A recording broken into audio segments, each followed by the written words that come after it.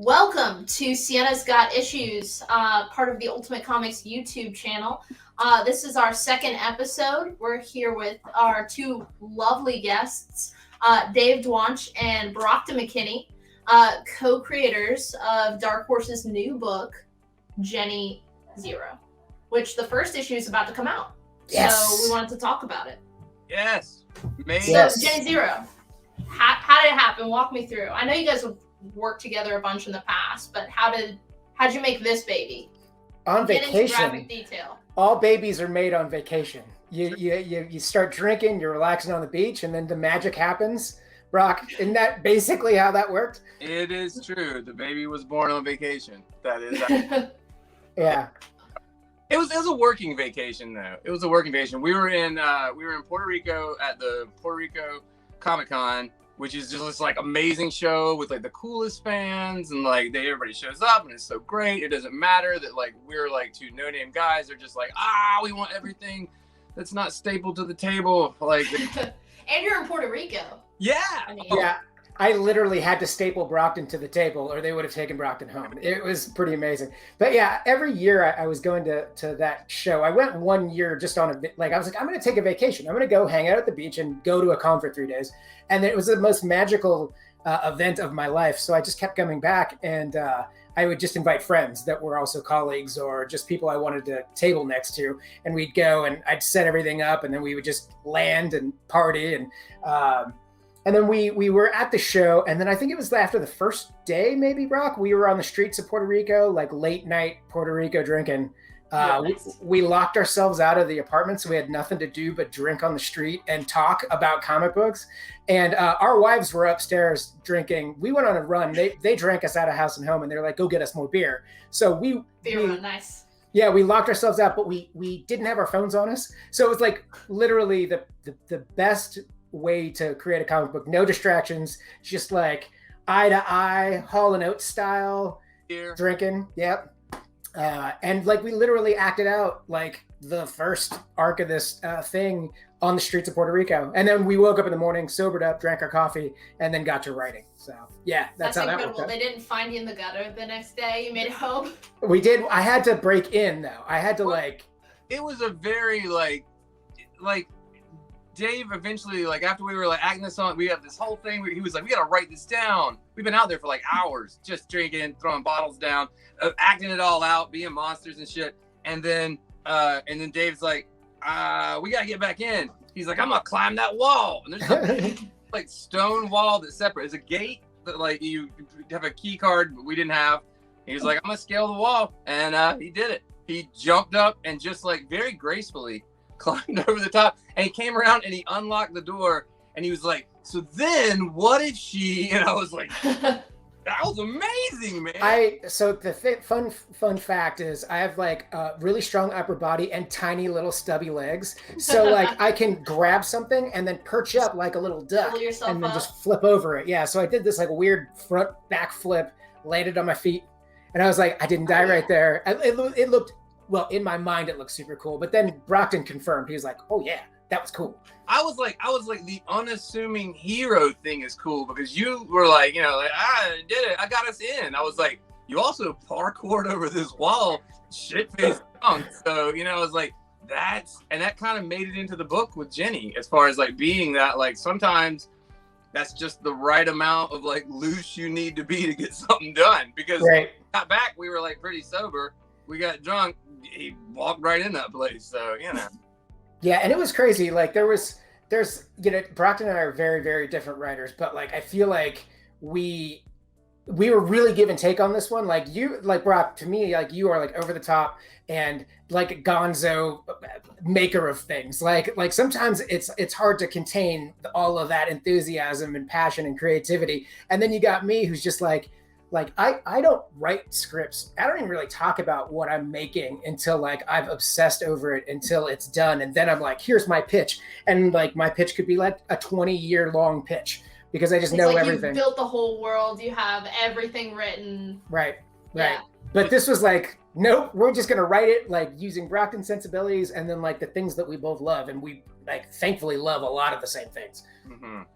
And it wasn't like we were stuck. Like we we were just writing a script. So we weren't like, it wasn't like we were writing something that had to be done right then. So we were like, we kind of know what this first little arc is. Let's just start writing, and then we can always, like, as we get to issue 3, go back to issue 1 and adjust, because we had time, because we were just making this up out of nowhere. It wasn't for anyone. So that was a really nice feeling too, not to be under the gun, to be able to just sort of let it grow organically. So you guys have written comics together before, though. This wasn't your first time. No, this is the first one. Oh, really? Yeah. So when I was publishing at Action Lab, I was like basically the creative director. That's how Brockton and I met. Like, he was sending submissions in, and I read M Theory. Like, I read the first issue of M Theory and immediately read it again. And that's when you know you've got something really, really good. I was just like, this book blew me away. Whoever this guy is amazing. And then I met Brockton, and I was like, what a charming motherfucker this guy is. Like, I've never met anyone. And I call him the North Carolina Paul Rudd to my friends. And then like, and people are like, I'll like show them pictures. I'm like, this is my man crush, Brockton. And they're like, why? He's a good looking guy. But I was like, just wait till you meet him. And then I've had friends that met Brockton that are just like, I get it now. I get why everyone loves Brockton McKinney. But then, as far as M Theory goes, I published it. And then when we were doing volume 2, I don't know if you ran short on time or what. Did I letter that? I letter so many comic books, other people's books. I don't even remember if I did. I think you lettered the 4th issue. And then when we got to the 2nd volume, Larkin was penciling as quick as he could, but he penciled and inked and he couldn't get. And you were like, we got to put the 2nd volume out quick. And you were like, shit, I'll ink it. And I was like, you can ink? You're like, dude, I can draw. I was like, oh. So like, yeah, the whole like 9 yards with Dave, where you get like letters. Wow. Draw. Quadruple threat. It really is. Like, and so he came in and he inked like a ton of the 2nd volume over Larkin's inks, and it came out amazing, and we loved it. And it was like, so we worked together on that. And then when I was working over at Full Moon, they were looking for some new characters, and Dave and I came up with the Gingerweed Man. And that was like our thing that we like. I brought it to them, pitched it, they liked it. I brought it back. I said, I don't know who he is, but like, this is like what he is. Dave said, I got it, man. He drew it and like fully formed. Like, there was no like, he was like, is this the Gingerweed Man? I was like, oh, Gingerweed Man. So, it's a really weird port though. Like, seeing that character like come to life is really weird, because the way I always envisioned him, like, he was like a hacky sack playing, like flip flop wearing, like stoner bro. Like hippie guy. Right. And then when they did it, it looks like a Rastafarian, like Jamaican cookie man. And I was just like, oh, I didn't think that was where we were going at all. But it still looks a lot like him. It's just, I think that like we had different visions of what stoners are. Well, he also had he has a proper like British accent now, like in the movies, where he's like, hello, I'm the Gingerweed Man. Does he really? Oh, careful, Toe. Tally ho! I mean, it's just like, I think they hadn't maybe it to be like sort of the stoner voice, but the guy who was the assistant director on set named Brooks was just doing that voice, and everybody was laughing at it. And so he is the voice of the Gingerdead Man. And it's like this royal kind of like, I'd like to smoke some dope. It's amazing. Oh my God, that's so good. Yeah, but we had never written anything together. We are super fans of each other, like from the get. But like, yeah, we hadn't had the opportunity. Now I feel like every idea, I'm like, man, we should just collab on this. I have so many like pitches I want to do for Marvel and DC that I'm gonna just like. I remember when we first started this, Brockton was like, I've quit comic books. And I was like, no, you haven't. You're writing this Jenny Zero book with me. And that like dragged you right back in, man. But we were almost done with it. And I was like, I think this is it for me. I was like, Your swan song? Yeah, I was like, comic books, it was a great time, man. I was like, there's other stuff going on. And he was like, no. And then, but it really was like, I swear to God, like a couple weeks after that, and Dark Horse was like, all right, well, we want the book. And so Dave was like, see, dummy, you ain't going nowhere. Brock, you were pulling the I'm getting too old for this shit. You're in your Lethal Weapon phase. I was absolutely pulling the Danny Glover, and he was absolutely the Riggs. He was just like, oh man, get off the toilet. It's going to explode, but we're going to survive. How'd you guys loop in with Magenta King? Oh, dude. So like we were literally still in Puerto Rico when we found him. Like I think it was the morning after the parkour drunk thing. We were already putting notes together, and I started looking for artists on Instagram, and I just typed in kaiju and started looking, and you just scroll the list, and you're like, man, this guy draws some rad monsters. I wonder what his humans look like. And then you look at them, and they're fantastic too. So good. Yeah, everything in this is great.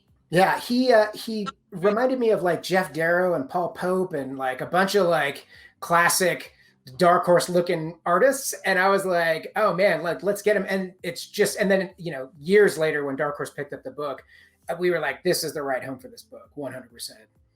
Yeah, it was the first place that we pitched to when we initially pitched. Yep.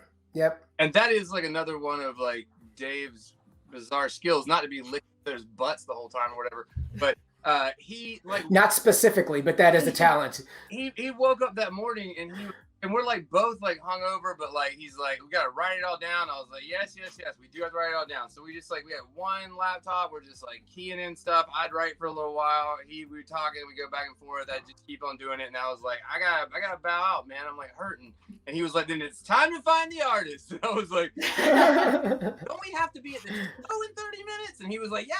He's like, let me do 30 minutes of work. We'll hit and then we walked to the show and went in the show. And while there, we got a message back from Magenta King who was like, I would love to try out for this. I want to like do some designs. And we were like, I was like, damn, Dave, that took an hour and a half, Yep.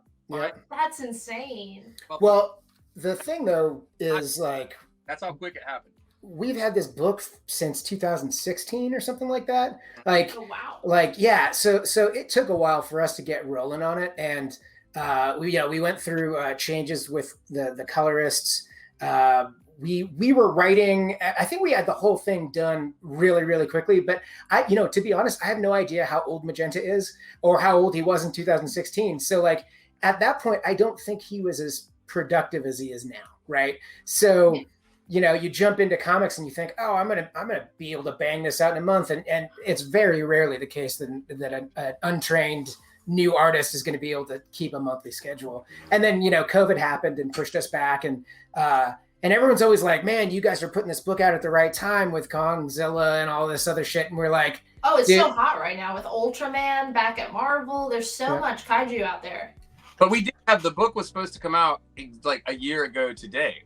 So it was like right before. So we're like planning for like an April launch, and then May happens, everything goes into lockdown. And we were just like, that's just the way it goes. Of course, our first Dark Horse book. But also, like, if for us, had the book already come out and then got cut in the middle, it would have been a lot worse. Where like we just stopped one or issue 2 or whatever. So this worked out for us. And then we came back, it was like kaijus and everything were hot. They're like, you guys really got your finger on the pulse. We were like, in 2016 we did. Right. I think I was telling you the same thing, Brock. As a retailer, I was like, timed it just right when people's numbers are starting to get back to normal. Perfect time to launch a book. And a lot of that is Dark Horse like coming in and saying like, we shouldn't release it now, but this is when we can release it, and don't worry about it. We got it. It's still going to happen. And we were like, okay, we obviously defer to you. And then they did it, and they brought it out, and the timing was perfect. So yeah. I mean, that was a scary time though too, because if I remember correctly, it was going to get solicited like the month or the month after like comics went dark. You know what I mean? Like that's, and I had a book come out at that time, and it sold like nothing because everyone was like super conservative and no one knew what was going on. And I mean, I can only imagine like trying to weather that storm as a publisher must be insane. And I mean, obviously stores too, but geez, like for us, it was like, is our book even going to get published? We had no idea, but they came back pretty quickly. Yeah. They took care of us and like said like, don't worry, and we'll tell you what's going on. And they gave us heads up every step of the way, and then it just worked out for us. But yeah, I mean, like if you look at that book, like kaiju is very much a part of it.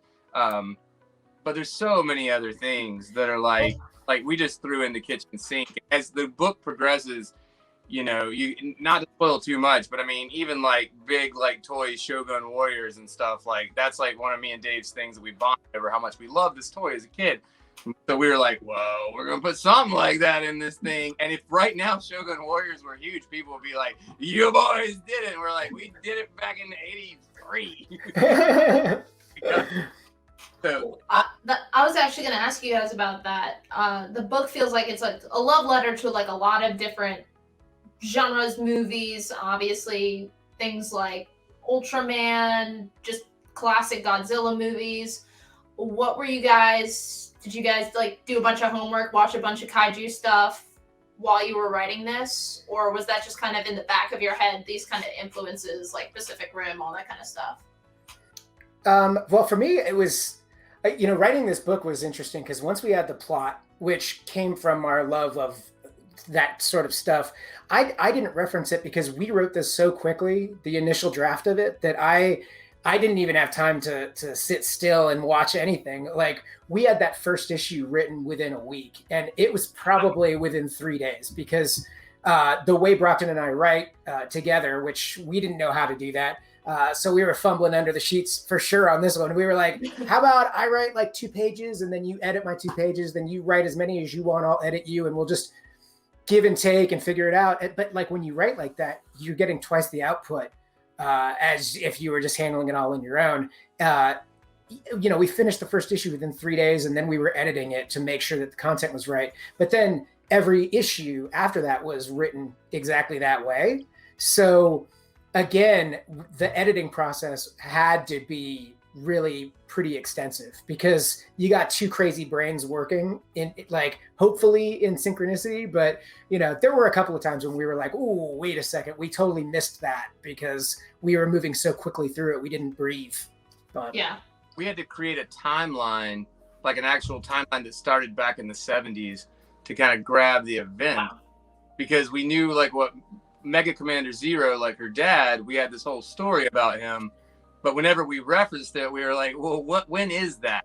And then we had this dog that like, we were just like, that dog's 2,000 years old or something. Right. So we got to figure out how long these things are, how old these people are. So we created this timeline from the 70s. And as soon as we had everything from the 70s to present day with the big events we wanted, we could reference that every time. And it made it so much easier when we were like writing. But we'd already done the 4 issues. So we really had to go back and like retool stuff and look at it and be like, all right, we'll fix this. Let's move that. Or that person can't be there. They've long since died.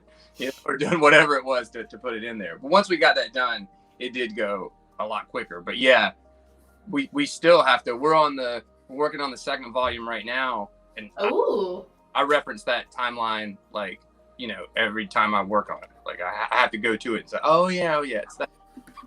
It's an interesting way to collaborate. Like flipping through this, would you be able to pick out like, oh, this page was me, this panel was me?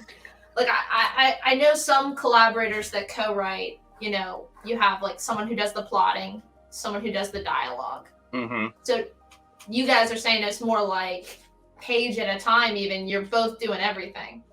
Yeah. Like roughly 5 pages at a time for that first issue. And then it got to the point where it was like, why are we limiting ourselves? Like you keep rolling till the wheels fall off, and then I'm jumping in, like wherever it stops, and then you jump in wherever I stop. So we would just like, and then the other person was also in charge of going back and being like, this, we can't, no, not this part. This. And I think that we also started falling into like what we were most comfortable doing. Like I was really comfortable doing a lot of the flashback stuff, and you were really comfortable doing a lot of the Jenny stuff. Like Jenny's voice is your voice, and every time I write her, I am doing my best to write in your voice, right? Right. Yeah, we started. It was like because the Mega Commander Zero thing was your voice, and that like came so like just absolutely right out the gate when you started talking about it. You're like, and then what if he? And I was like, wow. Like, yes, that's like very like, it's got our big like royal kind of like Ultraman feel to it, and this big like thing or whatever, where Jenny's thing is just more of this like, I'm just like the effing and Jeff and shooting and fucking around, but also the best friend thing with the dialogue, which I always try to write like me and Jeff. I really love the friendship. I mean, I read a little bit more than's out. Rocky sent me all 4 issues. So I got to read the whole thing, but I thought their friendship was really well done and kind of part of the heart of the book. Yeah. Dana, and that was like a big part of it, is wanting to make sure that like that, because the reason the book exists is because of me and Dave's friendship and the things. Right. And there are things in there that are other friendships. There's a scene in the second one. This isn't a spoiler, but like where Jenny meets Dana at her father's funeral, and the dog's in there and all that stuff. That actually happened to me and Bo, one of my best friends. Like that was Oh, wow. thing. Now it was long after we had met each other, but it was at his father's funeral, and they brought their dogs, and they were like, "We don't know what to do. The dogs are going." And I was like, "I'll take the dogs. Let's go outside." And then I ended up going outside and sitting on a swing set, and he came out, and I was like, "It'd be cool if we could take that idea and bring it into like." But the characters, as far as where they talk, is like me and Dave, Right. at like early, like just like we're becoming best friends kind of friendship thing. So yeah, it was a lot of like, so that felt like it had to be a big part of the story. So we focused real hard on that, and we continue to do that in second volume. We're just now working. That's awesome. Yeah. I love that. And it's the way we wrote this too, like kind of on the fly and so spontaneous. It's like we dropped ourselves in that world. So like when the readers read it, they're dropped into it too. It's like you're in the deep end right from the get-go. Like a lot of people that are like reviewing it or commenting on it are like, I don't know if I love Jenny because she's such a fucking mess. And I'm like, she's such a fuck up. Yeah, I'm like, well, yeah, she is, and so are we, but let me tell you, that Brockton is extremely likable. And I just... Yeah, it's the point is like, she isn't 100% like, if you 100% like that, like that's not what we're trying to do. It's like we're trying to show that like this is like a flawed character who's going through stuff, and what she's dealt with has led her to this self-medication basically. And like you take that too far. I'm not saying I have or even Dave has ever done anything like that. We would never. Never. I've never even been hungover. But I've read about it, so I feel like I know. So here's Brockton's secret. He's like the Hulk. He's always drunk. That's why he's never hungover. He's always angry. Hungover. Yeah, that's right. That's right. Yeah, always hungover. Jenny, obviously I know May Brockton, your daughter. Is Jenny based off her at all? Is that why you capture her voice so well, or is it more you and Dave? Well, the friendship is definitely me and Dave.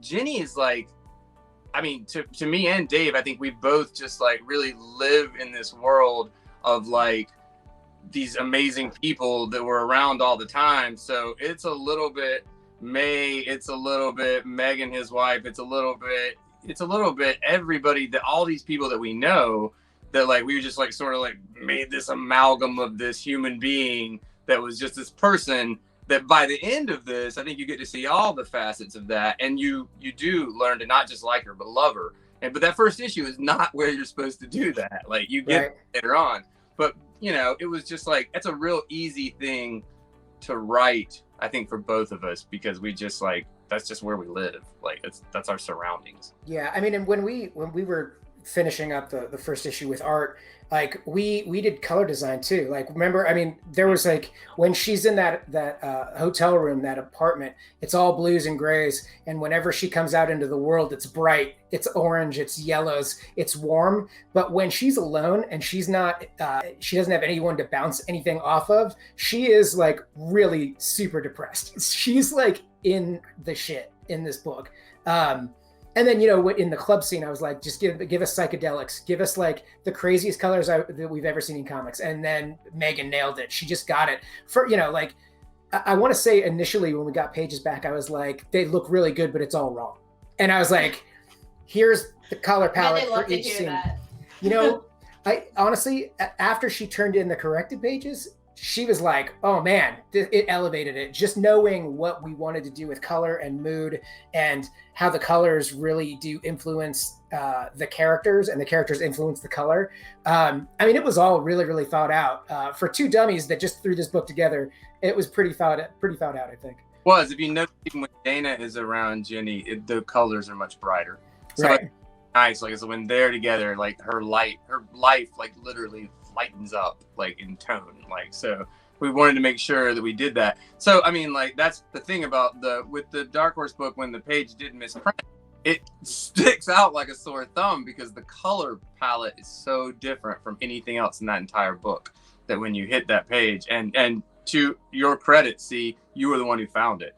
Like, I didn't know if we wanted to mention that. No, I think it's, I mean, that is like, man, come on. And the reason is you were one of the only people on the earth that could have done it because you had the original PDF that I had sent you, and so then you had a physical copy. And so then you were able to compare those two things.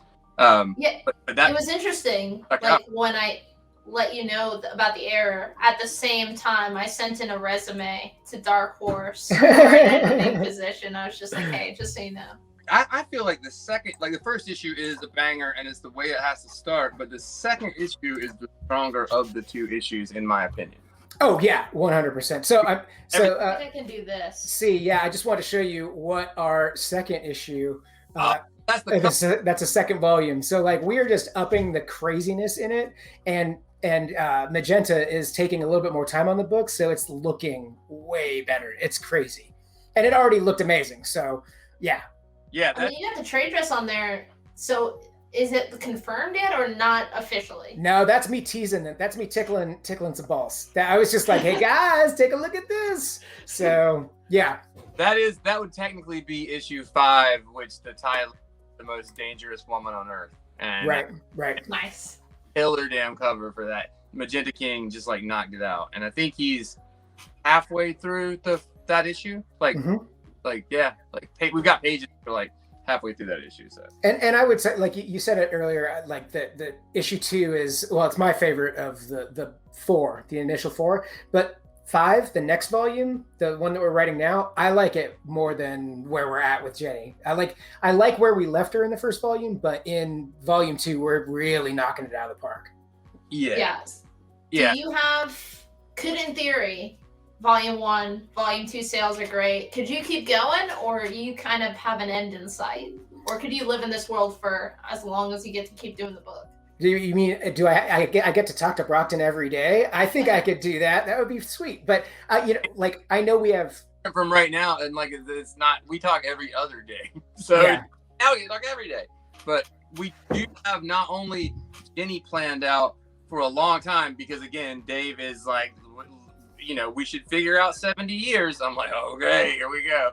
So we got notebooks filled with that. And then the Action Science Police, as far as like Mega Commander Zero and the Action Science Police went, that started to take on its own life. And so we had to start working on that history to be able to talk about it through Jenny's history and the stuff that her dad did. So there's a whole real, like, almost BPRD kind of secondary series with Action Science Police that we have stories for that are pretty badass because they are based in the 70s and 80s. Like super. Oh, you can do some fun period stuff. Yeah. And I'm sure at that point we're gonna reference Ultraman like crazy because that's really the inspiration for the Action Science Police. I mean, even in the way he designed it, right? But yeah, I don't know. I know that we've got at least 3 volumes that we want to do, and we know where the second volume is gonna leave us, and we know how to wrap it up. And then we also have the generational aspect of the Action Science Police that we could just spin off and, do flashbacks there and do current day and all that good stuff too. But who knows? Like they told us that they were going to wait to see how the numbers for issue 2 of this volume did before approving the volume 2, number 1. So if you're out there listening to us, buy number 2. I mean, you can buy number 1. But you really need to buy number 2. Yeah, number 2 gets you number 2. I like that. But number 2. You gotta lie. You gotta say it's a first appearance. That's how you get the speculators. Oh wait, there are tons of first appearances in the second issue, right? Yeah. Yeah. There you go. So Spec Alert issue 2, bunch of first appearances. They're all characters, obviously, but like human characters. And like big monster characters that are a huge part of the series, like after like specific characters where, are basically our Godzillas and stuff like that. Instead of just random nameless guys. Yeah. So that was actually the last thing on my checklist here. Now I know, Dave, I didn't know you drew. Were you guys involved in the like the design aspect of any of the kaiju or the characters? No, not really. I mean, we had notes. I like for some reason I dig a lady with blue hair. I was just like, nah, she's gonna have, because that was the thing. Like in the color design, I was like, we're gonna follow this bouncing blue ball of hair everywhere, right? So no matter what the palette is, that blue is gonna pop off of the page. So when I was like going over designs with Brock and Magenta, that was my only note. Everything else, he just kind of started doing, and it just worked. I mean, am I wrong? It's crazy. Oh, the kaiju designs are so fucking rad. Yeah. I mean, I don't draw nearly as much as I should. See, I'm slow, and my style is very specific and hell of cartoony. So, like, I would love to write something for myself, but I can't come up with an idea that I think works with my art. Brockton's gonna have to write something, and I'll have to draw it. We always mess around like I'm gonna take over and I'll draw M Theory, and I that'd be awesome. Yeah, we were gonna do that for a while. Yeah. But he did draw. So when we did the Gingerweed Man thing, he drew the Gingerweed story in Full Moon Comics. If you want to see Dave Dwonch's, I mean, that might be the most latest, like, published art. Yeah. Drew and colored, like penciled ink and colored that whole Gingerweed part, and we had a super fun time with that. Spoilers, it's really fun, but it's not very good. The art, because I don't live in the art world really, I'm not as confident as I should be, and confidence is a lot. As a storyteller, you've got to know what you're doing, and if you're second guessing how you're telling a story, and you're not spending years to refine your skills, and you just get thrown in the deep end, that's what you get. You get me just being like, I think that might look okay. I don't know, but yeah, it looks great. It looks great. You can check it out themselves. It's it was in the Dollman Kills the Full Moon Universe first issue. It's the backup story. Yeah. And I mean, just the character design for Gingerweed Man is like the best thing ever. Oh, thanks. Quick fire question. Jenny Zero, drug of choice. Ooh, that's a good one. I mean, it's whiskey, definitely. And then or Molly. Molly. Party drug. Yeah, I think so. Like that seems to be like her kind of like just like, oh, thank God, like let all the steam out kind of deal. Right. And then what's y'all's favorite like kaiju inspired film, TV show? What should people go check out if they want more of stuff like Jenny Zero? Maybe they're not familiar with the genre. Oof. Well, if it's specifically kaiju, that's a tough one. I'm a huge fan of the original Ultraman series. So I would say live there. Works, yeah. Yeah. I liked the new Kongzilla in all of its ridiculousness. It was fun. Yeah. I loved it. I like if you want to just see like some dudes in like suits like busting people up or whatever, like Godzilla Final Wars, that one's so fun to me. It's like right in the middle, like, and they're just like, it's got like almost a Matrix vibe with the people who are like, and they're just getting you from fight to fight. And Godzilla fights every dude. It's like every kaiju shows up and they bust each other's ass. It is just two dudes in suits just going at each other, really messing each other up. So that's one, if you just want to see some fun kaiju stuff, Godzilla Final Wars, I think, one of my favorites.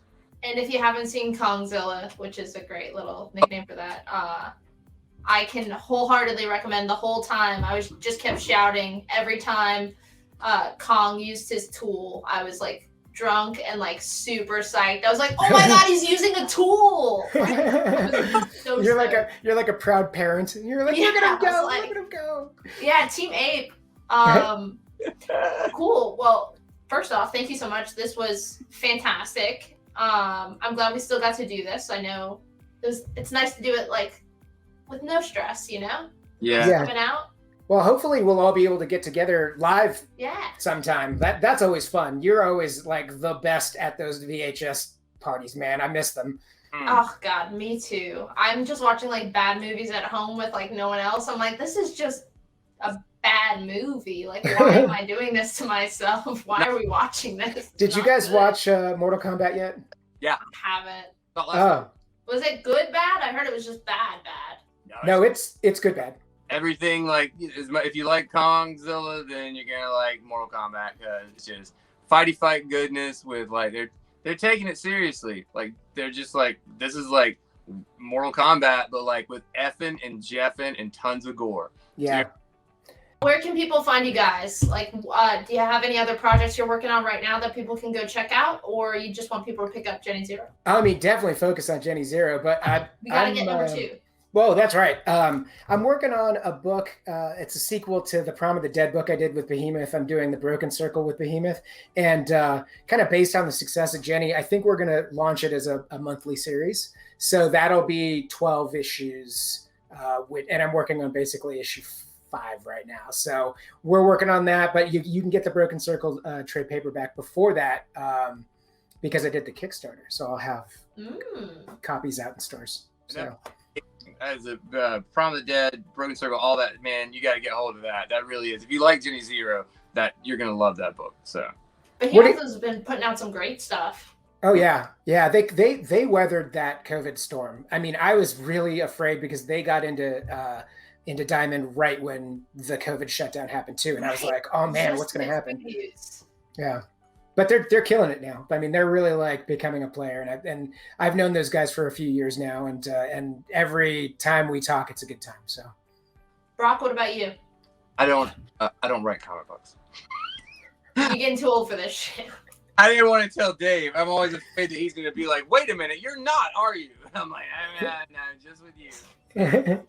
I got other stuff going on. I mean, no, there's really honestly nothing that I can talk about. I got a bunch of other stuff that's cool it's in the works right now, but nothing I can really talk about. And honestly, Jenny Zero is the thing. Like if you enjoyed the first issue, or if you haven't read the first issue, please pick it up. And too, because it is, support Dark Horse. If you're not even supporting us, be like, support those guys for like taking a chance on 2 unknowns and picking up this like really, beautiful looking book. Even if you just like, I just like to look at it. I hate the bubbles, and issue 2. And I mean, I'm trying to get more editing work, so that's it. We need some more Dark Horse people picking up those books.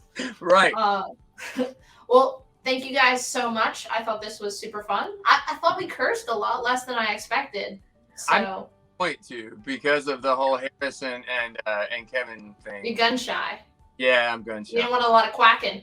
Yeah, I want the quack. I just felt bad. I'm like, and like edit a duck over the top, and every time I say an F-bomb, oh my, that's it. Here, I can do better than that. You didn't tell me not to. Well, I'm going to go ahead. I got to start adding the duck noises. But thank you guys so much for chatting. And everyone pick up Jenny Zero from your local comic shop. We'll have some at our stores, of course, and on the Ultimate Comics Live show. So check that out. All right, guys. Thanks so much. Yeah, thanks, Siena. Thanks, Siena.